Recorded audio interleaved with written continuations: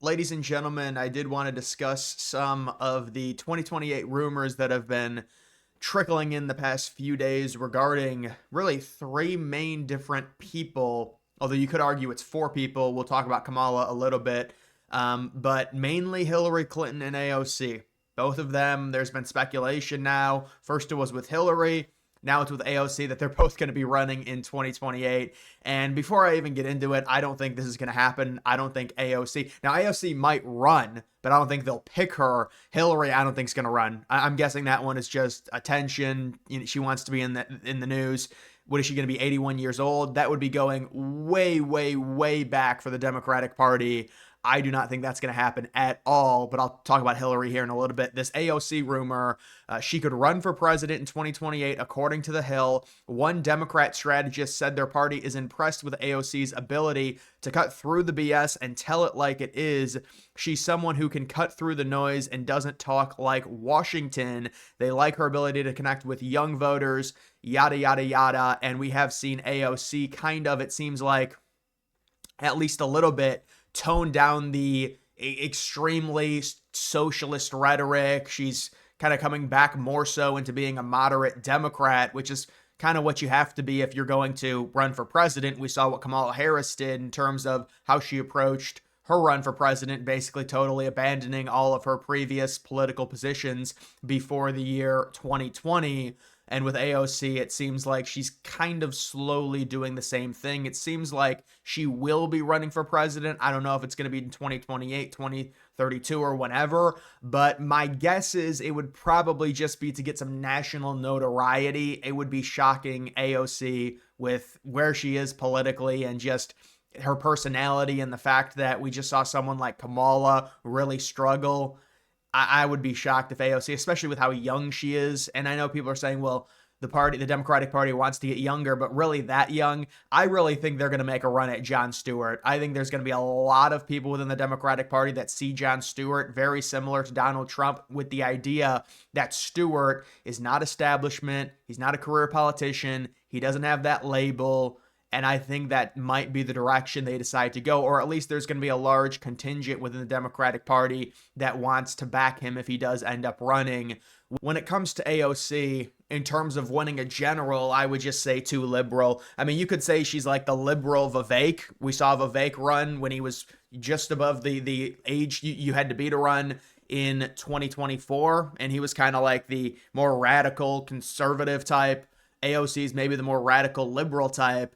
But I don't think she really has much of a chance in 2028. She'd make some national headlines. She'd get a few probably good debate performances, or at least a good few one-liners. She has more of a bigger type of personality than most politicians on the liberal side. So you could see her making some headlines when it comes to the debates.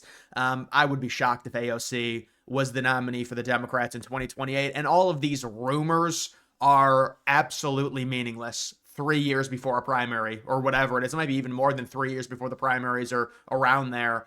Yeah, I think it is more than 3 years, but it's all meaningless. None of you're telling me that, they think that AOC can win 3 years before the first primary happens. I mean, it's just all useless. It really is. This is a little bit more interesting because this is something that would happen in 2026. Nicole Shanahan hints at bid for California governor, possibly facing Kamala Harris. Could you imagine?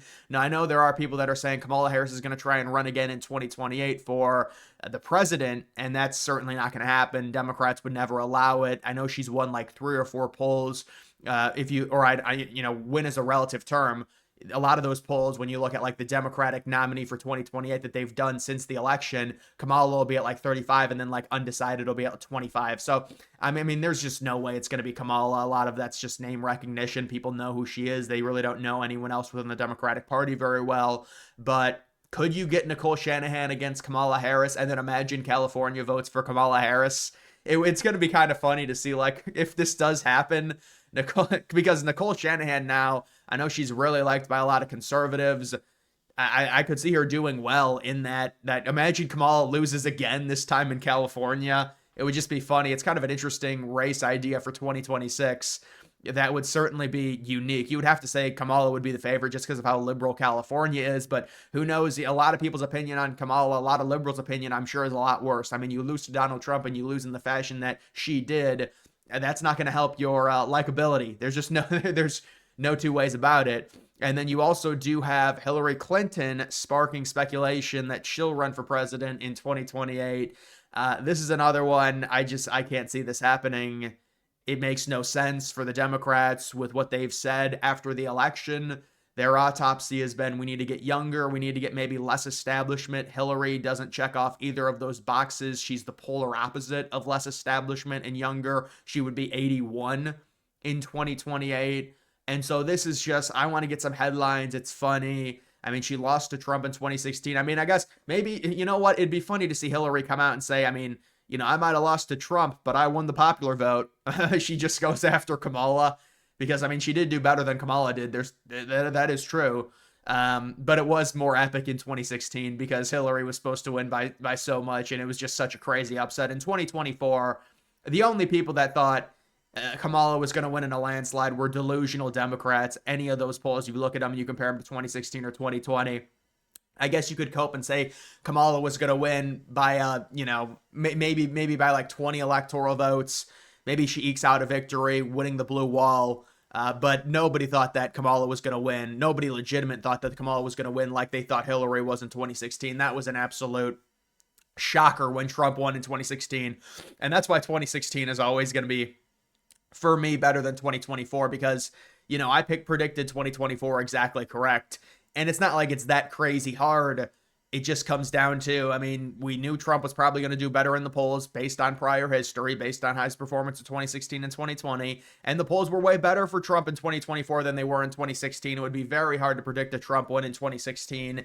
You know, even if you think the polls are going to be way wrong, I mean, it was just a crazy victory. So for Hillary, I'm guessing this is just, she wants to get her name out there. I don't even know where this came from. She was like going to do some event in New Hampshire or something.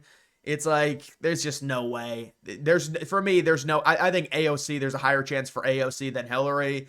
But for both of them, I would say maybe AOC, there's like a 5% chance. Hillary, there's a 0% chance. Kamala, there's a 0% chance for those three. I mean, I would say right now, probably, you know, if you're just looking at more of the establishment Democrat thing that they would do based on their past history, you would look at a Bashir, you would look at maybe a Shapiro, but Shapiro kind of feels like Newsom to where he's almost peaked too early. Everyone is thinking it's going to be Shapiro now. I saw another video, like it was a Pennsylvania news channel that was like, oh, it's going to be Shapiro. They're already hinting at it, and Shapiro might decide to run, but he has a very, very bland personality, at least from what I can see.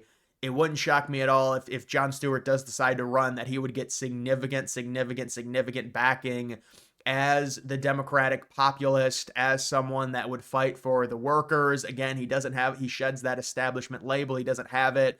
And so it wouldn't surprise. I mean, that's just what it looks like the Democrats want to do, honestly. Now, maybe the establishment will win out because the establishment does control that party. And we saw what happened with Bernie Sanders in 2016 and 2020. And if the establishment does win, you would look at a Shapiro, you would look at a Bashir, maybe a Newsom, but I don't think they would want to go with a Newsom being from California. It's just more of the same. Yeah, and it's just like Harris being from Cal. You're just not really giving yourself any advantage in any swing state. If you go with Bashir, it's a little bit different because you're talking about someone that's closer to the Midwest, to the Rust Belt. Obviously, Shapiro in Pennsylvania, that would help. But I just don't think Shapiro has the personality. So I would look at a Bashir. I would look at a Jon Stewart right now. I mean, it's so early, but like this type of stuff is just totally like AOC probably runs, maybe makes a few headlines, gets her name out there more to the just common person that maybe doesn't follow politics a ton. And that's probably her goal, kind of like Vivek. And then for someone like Hillary, I don't even think she'll run. I think this is kind of just funny. But guys, that is just my opinion on this. That's going to do it for this video. Make sure you follow me on X. Link to that's always in the description.